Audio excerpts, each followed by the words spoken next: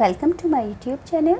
आज मैं आपको क्लास सेकंड के लिए हिंदी के चैप्टर नंबर 5 को पढ़ाऊंगी। बच्चों, चैप्टर के जितने भी क्वेश्चन आंसर हैं हैंड टू हैंड लिखने बता दूंगी, ताकि अलग से वीडियो देखने में आपका थोड़ा भी टाइम वेस्ट ना हो। तो चलो पढ़ना स्टार्ट करते हैं। बुक के पेज नंबर 16 पर चैप्टर नंबर 15 है। चैप्टर का नाम है थातू और मैं। तो ये कहानी एक बच्ची और उसके दादाजी की है। मैं अपने दादाजी के साथ रहती हूँ, उन्हें मैं थाथा कहती हूँ, लेकिन जब उन पर बहुत प्यार आता है तो मैं उन्हें थातू कहकर बुलाती हूँ। देखो, यहाँ पर एक बच्ची है, अपने दादाजी के साथ खेल रही है। वो क्या बताती है कि वो अपने दादाजी के साथ रहती है और वह उन्हें थाता कहती है और प्यार से थातू बुलाती है। कभी कभी थातू मुझे सिनेमा दिखाने बाहर ले जाते हैं। मैं उनकी गोद में बैठकर हॉर्न बजाती हूँ, पॉम पॉम, जैसे कि यहाँ पर आपको दिख रहा है। कार में दोनों बैठे हैं। रास्ते की सब बकरियाँ और गायें हॉर्न की आवाज़ सुनकर दूर हट जाती हैं। आगे है, थातू क्यों ना हम चांद पर चलें, मैं पूछती हूँ। वे सिर हिलाकर हंस देते हैं। थाता के दांत नहीं हैं। जब वे हंसते हैं तो एक गुलाबी सी दीवार दिखाई देती है और फिर एक गुलाबी सी गुफा। बच्ची क्या बताती है कि उसके दादाजी के दांत नहीं हैं और वे उनसे कहती है कि चांद पर चलो, तो वो उसे देखकर हंसने लगते हैं। आगे है, जब बारिश होती है तो थाता यानी कि उसके दादा खिड़की के बाहर इशारा करते हैं और कहते हैं, देखो बरसात हो रही है, चलो बाहर चलें। थातू और मैं हमेशा कुछ अलग करते हैं। हम समुद्र तट पर जाते हैं। ऊंची नीची लहरें मेरे चारों तरफ उठती और गिरती हैं।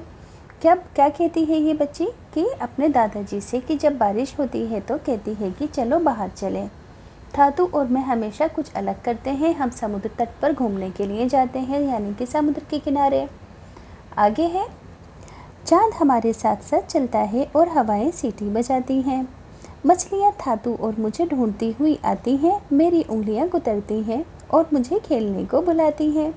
क्या बताती है बच्ची की जब मैं अपने दादाजी के साथ समुद्र किनारे जाती हूँ तो ठंडी ठंडी हवाएं चलती हैं, चांद मेरे साथ साथ चलते रहता है और मछलियाँ मेरे आने पर इकट्ठी हो जाती हैं और मेरे पैरों को कुतरने लगती हैं, यानी कि टच करती हैं। आगे है, हम दौड़ लगाते हैं और कलाबाजियाँ खाते हैं। जब अंधेरा हो जाता है तो मैं थातू का हाथ पकड़ लेती हूँ। उनके साथ में कूदती फांदती घर आ जाती हूँ और फिर थातू अपनी मनपसंद किताब पढ़ने के लिए बैठ जाते हैं। अब देखो, ये बच्ची क्या बताती है कि जब वो अंधेरा हो जाता है तो थातू का हाथ पकड़ लेती है और कूदती फांदती हुई घर वापस आ जाती है। थातू, ये कोई जादुई किताब है, मैं उनसे पूछती हूँ तो थातू मुस्कुराते हैं। क्या मैं भी जादूगर बनूंगी, मैं फिर उनसे पूछती हूँ। आपकी तरह। वे कहते हैं कि अब सो जाओ। देखो, जब जो किताब उसके दादाजी पढ़ते हैं तो उसे देखकर वो क्या कहती है कि दादाजी, क्या ये जादू की किताब है? अगर हाँ, ये जादू की किताब है तो मैं भी आपकी तरह जादूगर बनूंगी।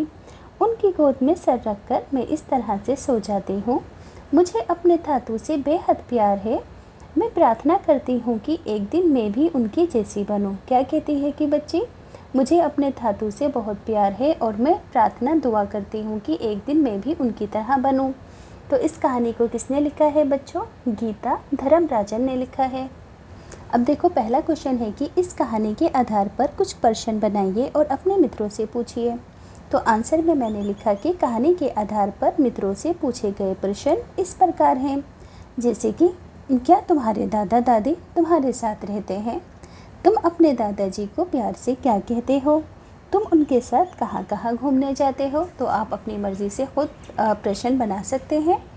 अब देखो, पहला क्वेश्चन है कि जिस जगह पर चंद्र बिंदु लगाकर, सही जगह पर चंद्र बिंदु लगाकर अपनी कॉपी में लिखो। तो देखो, ऊंची की स्पेलिंग में चंद्र बिंदु आएगा ऊ के ऊपर, चांद की स्पेलिंग में चंद्र बिंदु आएगा, उंगलियाँ की स्पेलिंग में 2 बार आएगा, एक तो ऊ के ऊपर और एक या के ऊपर।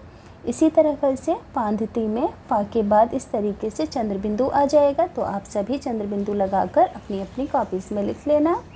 अगला क्वेश्चन है कि नीचे दिए गए शब्द उलट पुलट हो गए हैं।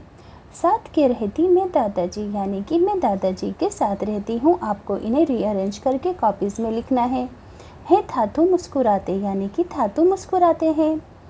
तट समुद्र जाते हम पर हैं, हम समुद्र तट पर जाते हैं। मैं कहती थाता उन्हें, मैं उन्हें थाता कहती हूँ। अब है झटपट पढ़िए। फूफा के फुग्गा पर फिर मिला फलाहारी फाफड़ा। फूफा के फुग्गा पर फिर मिला फलाहारी फाफड़ा। भैया भाभी को भाई भागलपुर की भारी भरकम भेंट। भैया भाभी को भाई भागलपुर की भारी भरकम भेंट।